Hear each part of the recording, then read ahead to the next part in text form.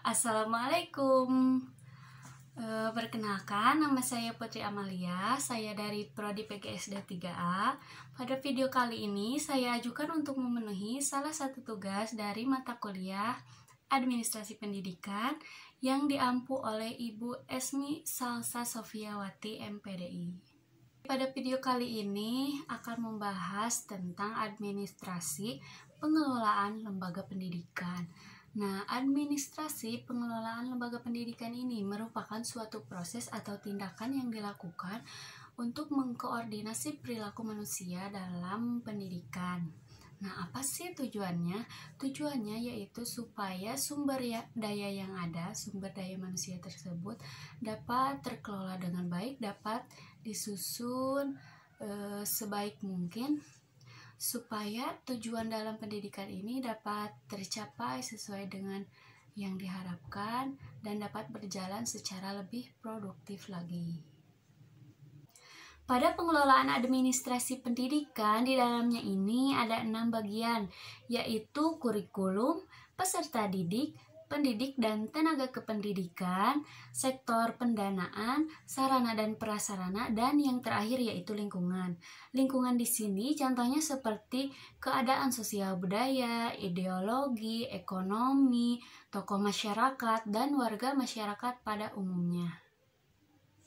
Administrasi pengelolaan pendidikan ini mempunyai beberapa fungsi. Yang pertama yaitu fungsi perencanaan. Fungsi perencanaan ini mencakup semua kegiatan yang akan dilakukan itu jadi direncanakan terlebih dahulu, disusun terlebih dahulu bagaimana cara melakukannya, harus apa dulu yang harus dilakukannya. Jadi ketika sudah direncanakan, kegiatan tersebut akan terlaksanakan dengan baik. Yang kedua yaitu fungsi pengorganisasian. Nah, fungsi pengorganisasian ini merupakan suatu kegiatan yang dilakukan untuk menyusun dan membentuk hubungan di setiap antar individu yang ada pada organisasi tersebut. Yang ketiga yaitu fungsi koordinasi. Nah, fungsi koordinasi ini merupakan suatu upaya yang dilakukan untuk menyatukan kegiatan dari berbagai individu yang ada pada organisasi tersebut. Nah, hal tersebut bertujuan supaya kegiatan yang dilakukan ini dapat berjalan dengan baik sesuai dengan apa yang telah ditentukan.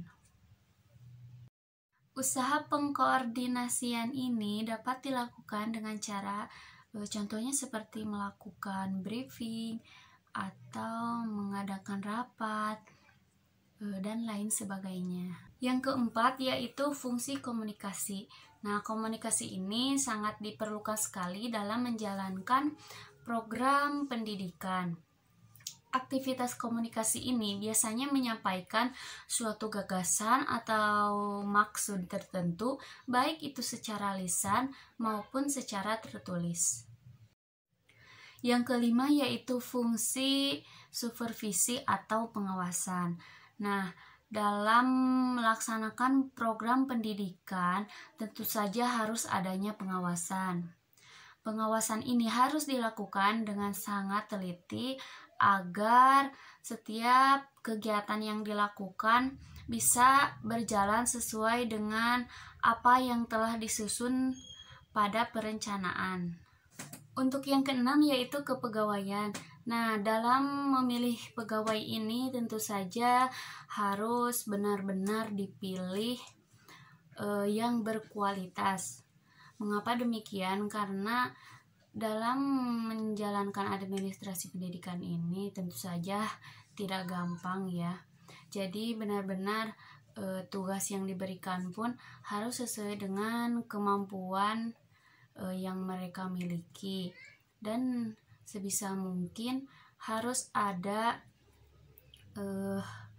pelatihan khusus supaya mereka bisa menjalankan tugasnya dengan baik.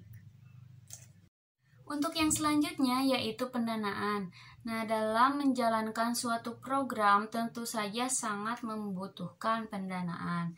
Nah, pendanaan ini seharusnya sudah dianggarkan sebelum program-program tersebut akan dilaksanakan. Oleh karena itu, dibutuhkan seorang tenaga dalam administrasi ini yang sangat benar-benar bisa mengelola keuangan dengan baik. Dan yang terakhir yaitu penilaian. Nah, penilaian ini yaitu untuk mengetahui seberapa efektivitaskah program yang telah dilaksanakan untuk mencapai tujuan pendidikan yang telah ditetapkan tersebut. Mungkin hanya itu yang saya pahami tentang administrasi pengelolaan lembaga pendidikan. Mohon maaf bila ada salah-salah kata. Wassalamualaikum warahmatullahi wabarakatuh.